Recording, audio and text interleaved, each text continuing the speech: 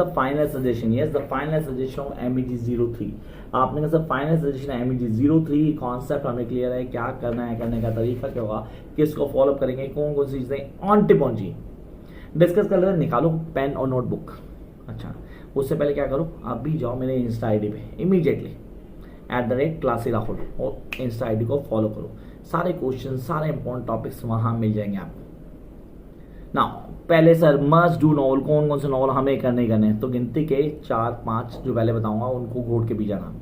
First one Tom Jones by Henry Fielding's, आना चाहिए, घोट के पी जाना, पेपर में क्वेश्चन आएगा।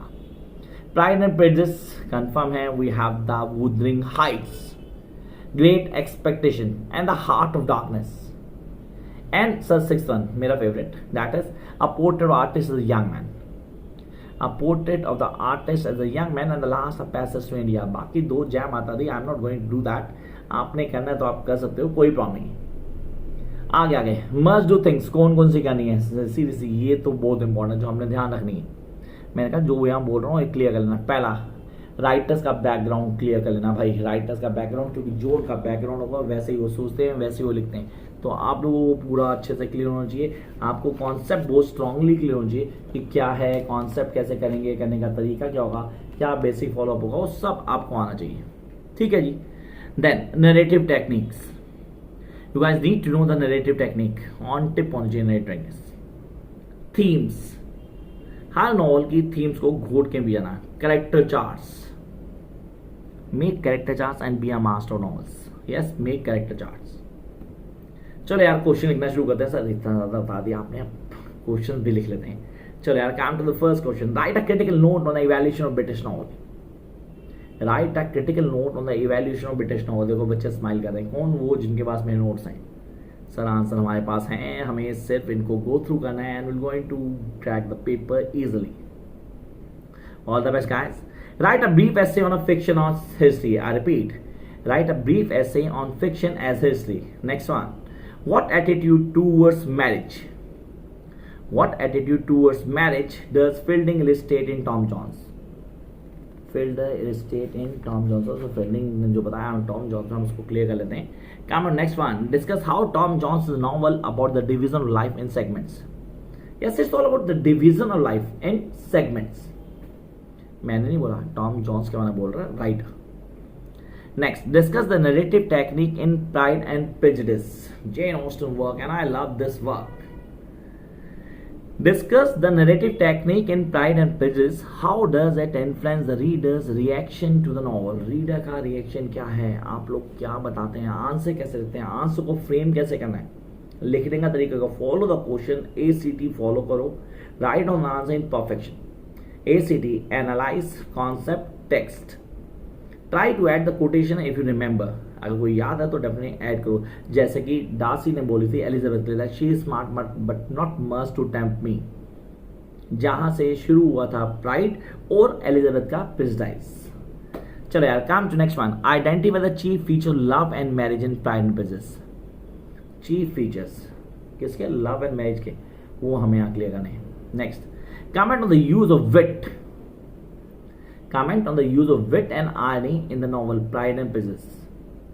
wit and irony क्या है, उसको कैसे यूज करेंगे वो डिफाइन किया गया है। Discuss the narrative technique in Wuthering Heights. Narrative techniques क्या हैं, कैसे काम करते हैं, वुदरिंग हाइट्स क्या है, उसके कॉन्सेप्ट को क्लियर करना है। सर नेली लुकवॉट की बात करूं मैं, इन दोनों ने कैसे नई टेक्निक को हाईलाइट किया, किन कॉन्सेप्ट को बताया, आपको ऑन टिप होना चाहिए। In what ways does Wuthering Heights the psychological novel. Yes it is a psychological novel यार, and I love this novel, the reading you guys need to do। Come on next part, discuss great expectation builds go Roman। builds go Roman वाला concept paper में आता है, तो यहाँ पे किसी भी कैरेक्टर की ग्रोथ को जहाँ डिफाइन किया था, किसी कैरेक्टर को डिफाइन किया था, पूरा डिटेल बताई जाती है उसके कैरेक्टर्स की, उसको बिल्ड्स गो रोमन कहते हैं। तो यहाँ ग्रेट गैट्सबी के लिए हमारे पास, तो ग्रेट पिप के लिए, फिलिप के लिए, how does great expectation now subvert the idea of fairy tell. हाँ ये कहीं ना कहीं आइडिया ऑफ फेरी टेल को डिफाइन करता है। सपनों की दुनिया, वो बच्चे के सपनों की दुनिया थी कि सपने जो ले रहा था वो पूरे हो गए, ऐसा लगा कि कोई फेरी आई कहीं से जादू की छड़ी घुमाई एंड वो वहां से उठ के वहां चला गया, फर्स्ट से अर्श पर। Next one, how does great expectation subvert the idea of fairy tale, बता चुका हूं। Explain social and gender concerns in Middlemarch. Social and gender concerns Middlemarch में डिफाइन किए हैं, वो आपने बताने हैं। Next we are having the next question, कह रहा है how do conflict attitude, I repeat the question, how do conflicting attitude to money determine the relation between लिटगेट and Rosamond in Middlemarch. Conflict attitude था कहीं ना कहीं, वो money को लेके चल रहा है। अब दोनों की रिलेशनशिप को हाईलाइट करना है, किसकी सर, लिटगेट और रोजमॉन्ड की इन मिडल मार्च।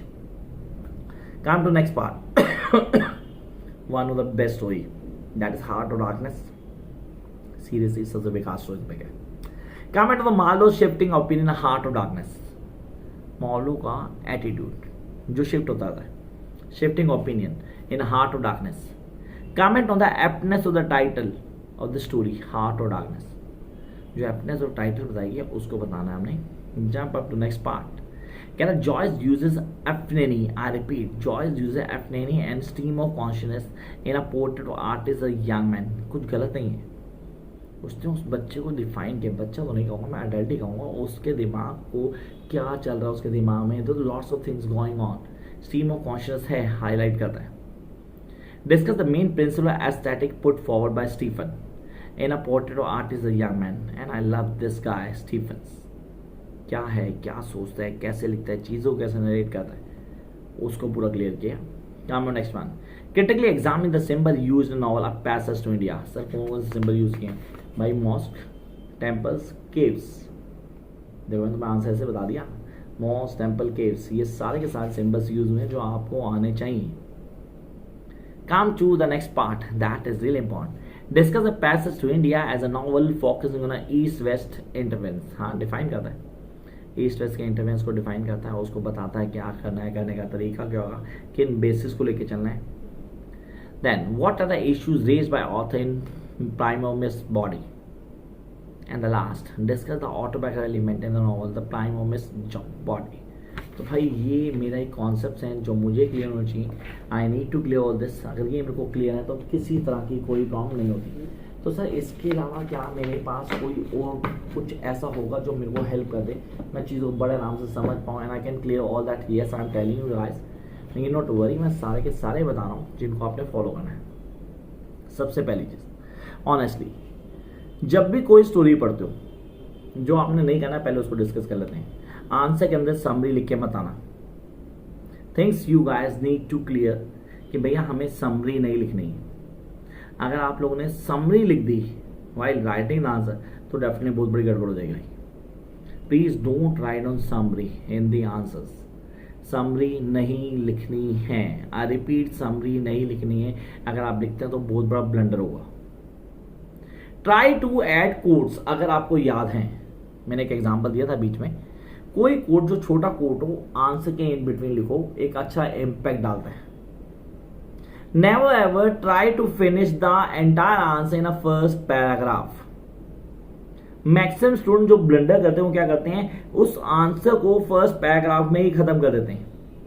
हमें पता सर हम तो लिख देंगे, हम तो पहले पैराग्राफ में पूरा आंसर डिफाइन कर देंगे, वो खत्म कर देंगे। तो एग्जामिनर क्यों पढ़ेगा आपको, फिर वो पढ़ेगा ही नहीं आपको। आपने सारा का सारा आंसर पहले ही पैराग्राफ में कंप्लीट कर दिया।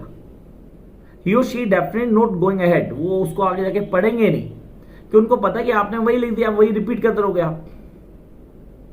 हाँ ना, आंसर को देने की डिटेल होती है, मतलब सब कुछ एक साथ नहीं बताना है, धीरे धीरे करके बताना है। फॉलो अप करो, please follow up ABC and ACT। ABC में आप मास्टर हो चाहिए, ACT आपको पता हो चाहिए कैसे इंप्लीमेंट करना है। ABC स्टैंड करता है एक्यूरेसी, बैलेंस एंड कंसिस्टेंसी। आपका flow, words, way of writing, presentation, implementation of answer, वो सारी चीजें ऑन टिप होनी चाहिए। ये तो ABC हो गया। ACT सबसे पहले क्वेश्चन को पढ़ो, उसको एनालाइज करो, क्वेश्चन आपसे क्या पूछा है उस क्वेश्चन को पूरा जज करो। देन एक कॉन्सेप्ट, एक बेस फॉर्म करो, अपने आंसर का एक बेस फॉर्म करो, उस पर आपने काम करना है। And at the last text तो उससे समरी भी होता, आपने मना किया, मैंने मना किया बिगनिंग में लिखने के लिए, मैंने बोला समरी का रेलिवेंट पार्ट उस क्वेश्चन का at the end of the answer आप ऐड कर सकते हो to give a length of the answer. ये आप कर सकते हो। और इसके लिए बेस्ट वे क्या है, पेपर से पहले पेपर की तैयारी करना, मतलब मॉक टेस्ट सीरीज लो और करना शुरू कर दो। प्रीवियस से पेपर उठाओ, करना शुरू कर दो। ये चीजें सीरियसली हेल्प करती हैं यार। ट्राई करके देखो, किसी तरह की कोई प्रॉब्लम नहीं होगी, and I promise that you guys are going to get the maximum out of it. Wish you all the very best. कोई प्रॉब्लम होती है, मेरा नंबर नीचे दिया हुआ है, you can contact me, you can join the crash course, you can join the classes, जो आपको अच्छा लगे। Till then keep watching guys.